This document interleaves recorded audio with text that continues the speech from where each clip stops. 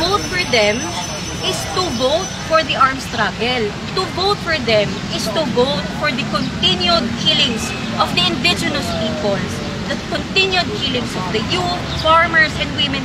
Galing po kami doon.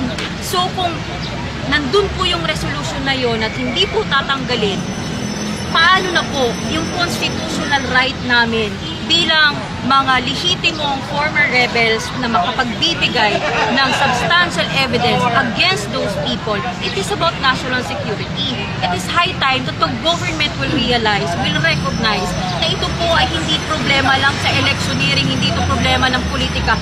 Problema po ito ng sambayan ng Pilipino against the violence of the Communist Party of the Philippines.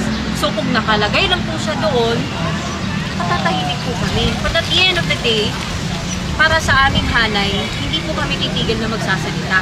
Kaya dito kami ngayon sa COMELEC para po, it's either amend or i-repeal ang COMELEC Resolution 1116 and recognizing na merong libo-libong mga former rebels that are ready to testify against those people na totoong salot sa ating lipunan.